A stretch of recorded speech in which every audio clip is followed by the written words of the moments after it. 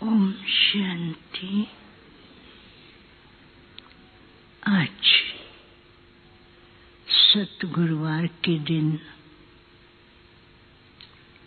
सभी भाई बहनों की बहुत ही प्यार भरी याद लेके जैसे मैं वतन में पहुंची, वतन में क्या देखती हूँ, बाबा और बाबा के सामने बहुत से बच्चे वतन में पहले से ही पहुंचे हुए थे।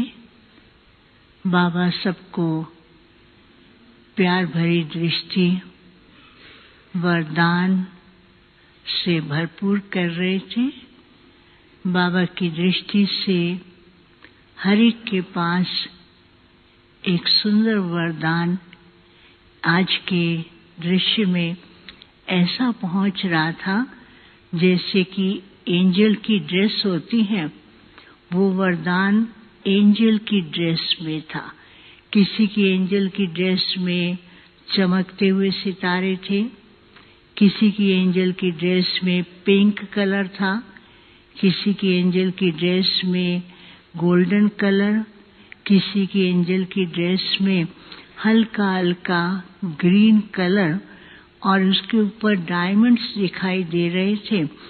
और उसकी चमक से वतन में इतना सुंदर नजारा था कि चारों ही तरफ बहुत चमक ही चमक और बहुत सुंदर दिखाई दे रहा था।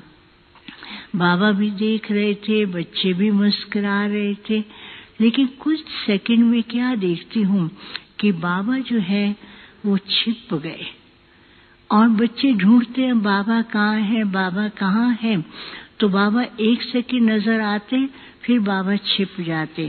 फिर बाबा जैसे ना लुक्का छिपी का खेल होता है, ऐसे बाबा कर रहे थे। तो बच्चों को लगता था ये बाबा आज क्यों कर रहे हैं, और बाबा को ढूंढ रहे हैं बच्चे, बाबा आप कहाँ चले गए। तो बाबा ने कहा देखो मैं तो आपके सामने हूँ। तो ऐसे खेल पाल चल रहा था। जैसे बाबा सामने आते तो बच्चे खुशी में नाचने लगते, जैसे बाबा छिप जाते तो बच्चे थोड़े मायूस हो जाते थे और इधर उधर देखते थे। तो इतना चल ही रहा था। कुछ सेकंड में मैं क्या देखती, दूसरी साइड के अंदर एक बहुत बड़ा तूफान है। कहीं पर आग है, कहीं पर तूफान है, कहीं पर हलचल चल रही है, कहीं पर ऐसे दौड़ा दौड़ी चल रही है। तो ये दृश्य चल रहा था। तो वो दृश्य देख करके बाबा ने कहा देखा बच्ची ये क्या हो रहा है। मैंने कहा बाबा ये क्या हो रहा है। बाबा ने कहा बच्चे देखो अभी सारे विश्व के अंदर परिस्थिति किसी न किसी प्रकार से हलचल की चल रही है। कहीं आंधी है, कहीं तूफान है, कहीं आग है, कहीं परिस्थितियां हैं। चारों तरफ ही भाग दौड़ अशांति का वातावरण चल रहा है। तो ऐसे समय पर बाप ने बच्चों को जो जिम्मेवारी दी है कि फरिश्ता स्वरूप बनकर के सारे विश्व की तड़पती आत्माओं को उनको अनुभव कराना। तो बाबा ने कहा अभी भी बच्चे क्या करते हैं, वो लुक्का छिपी का खेल करते हैं। अभी आत्माएं अपने इष्ट को ढूंढ रही हैं, अपने पूर्वज को ढूंढ रही हैं, एक छोटी सी बूंद के लिए तरस रही हैं, एक अंजलि के लिए तरस रही हैं। तो फिर जैसे बाबा ने उन बच्चों को कहा कि जाओ एंजल बनके, तो एंजल बनके जैसे जाते हैं, किसकी तो ड्रेस ही बदल जाती है। जो गोल्डन ड्रेस थी वो गोल्डन ड्रेस बदल करके कोई सिंपल सी ड्रेस हो जाती है, किसका रूप बदल जाता है। तो बाबा ने कहा कि अभी भी बच्चे अपने जो वास्तविक स्वरूप है, बाप ने बच्चों को टाइटल दिया है कि अवतरित हुई आत्माएं हैं। तो जो अवतरित का टाइटल दिया है उसको भूल करके अपने साधारण स्वरूप में आ जाते हैं, जिसके कारण दुनिया की जो मनुष्य आत्माओं की दुख और अशांति की पुकार है उसको सुन नहीं पा रहे हैं। तो बाबा ने कहा अभी भी बच्चे लुक्का छिपी का खेल कैसे करते हैं, कभी माया की छाया में आ जाते हैं, कभी अपनी सोच स्थिति से नीचे उतर जाते हैं। जो बाप ने इनको अवतरित का टाइटल दिया है वो टाइटल को भूल जाते हैं, और उस टाइटल को भूलने के कारण ये बच्चे जो है अनेक प्रकार के दूसरे जो टाइटल्स हैं उसके पीछे लग जाते हैं। बाबा ने बच्चों को वरदान के द्वारा इतना भरपूर किया है, उसको भूलने के कारण तो भगत भी अपने इष्ट को ढूंढ रहे हैं। तो बाबा ने कहा एक तो बच्चों को समय की परिस्थिति अनुसार अपने पूर्वज स्वरूप को धारण करते हुए भक्तों की पुकार को सुनकर उनको अंजलि दो। दूसरा बाबा ने कहा फरिश्ता स्वरूप धारण करके औरों को दुख मिटाने का अनुभव कराते हुए बाप के नजदीक लाना है।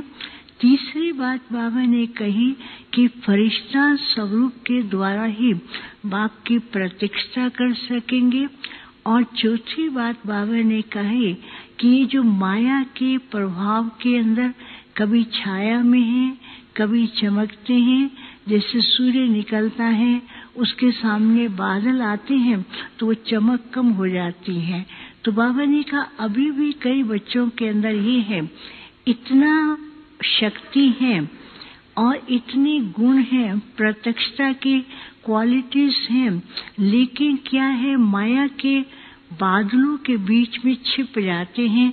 तो प्रत्यक्षता का जो कार्य अभी करना है वो बच्चे करने में कभी कभी हल्के हो जाते हैं। तो ऐसे बाबा कह रहे थे, तो मैंने कहा बाबा बच्चे पुरुषार्थ तो कर ही रहे हैं। तो बाबा ने कहा अभी बच्चों को विशेष ध्यान रखना है।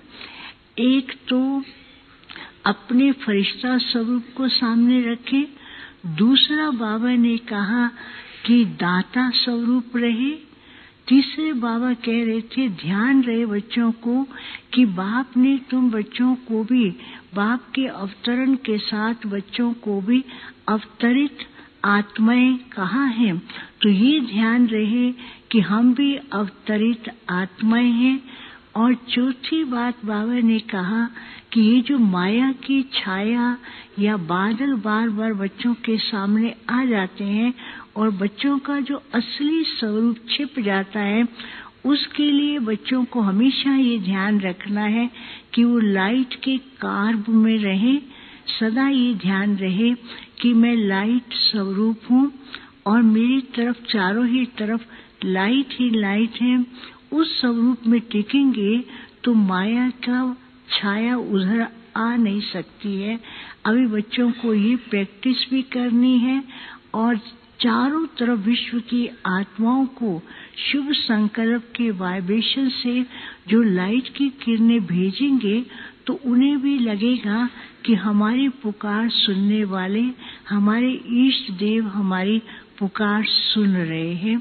तो बाबा ने कहा भी पुकार सुनना नहीं है, उनकी पुकार का रिटर्न भी देना है। फिर तो बाबा ने सबको याद दिया। मैंने बाबा के सामने भोग रखा। जैसे बाबा को भोग स्वीकार कराने लगी तो बाबा ने ऐसे दोनों हाथ किए। फिर सभी बच्चों को वहाँ वतन में इमर्ज करते हुए बाबा भोग तो स्वीकार करा ही रहे थे। फिर बाबा ने ऐसे हाथ से किया तो हर एक के पास एक एक डायमंड पहुंचता था और उस डायमंड के अंदर लिखा हुआ था अपनी स्थिति को समर्थ और शक्तिशाली बनाओ।